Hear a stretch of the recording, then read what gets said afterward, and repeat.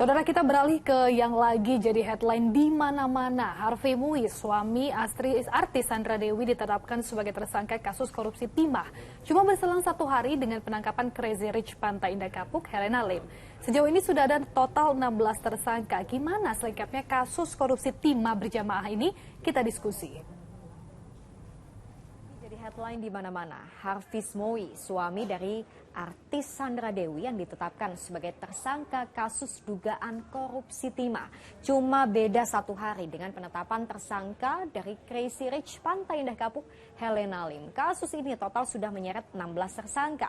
Lalu gimana sebenarnya kasus korupsi timah berjamaah yang menyeret banyak sekali pihak? Kita diskusi.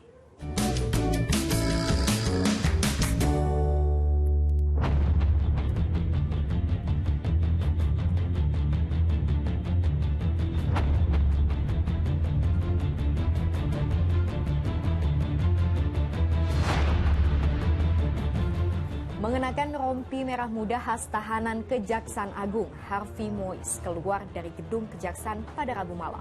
Harvey ditetapkan sebagai tersangka ke-16 dalam kasus korupsi tata niaga komoditas timah wilayah izin usaha pertambangan PT Timah Tbk 2015-2022.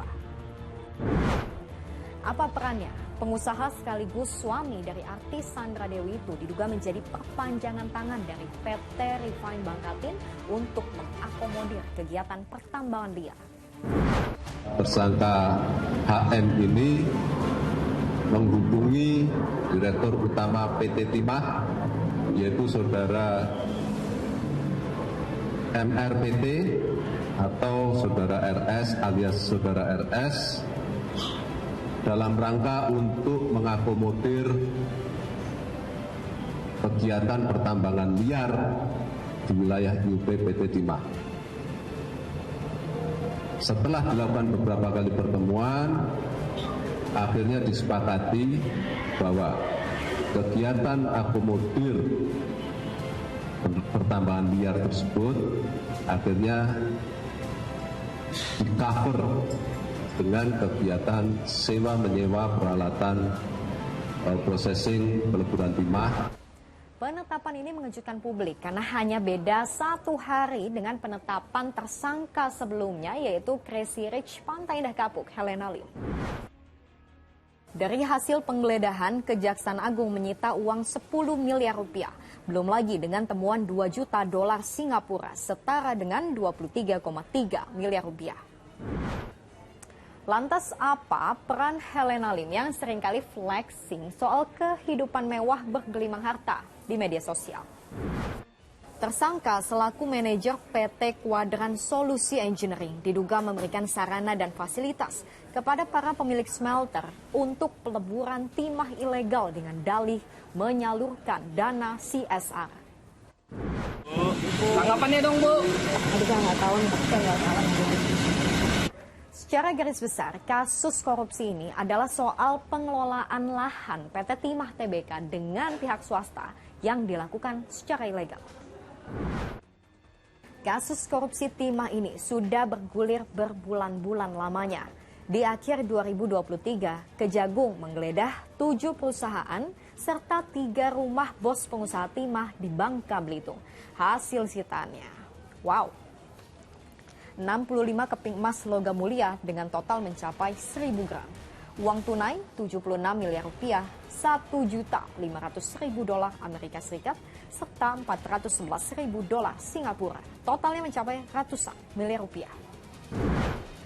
Berlebihan nggak kalau disebut sebagai kasus korupsi berjamaah? Karena sampai saat ini aja Kejaksaan Agung sudah memeriksa total ada 142 saksi.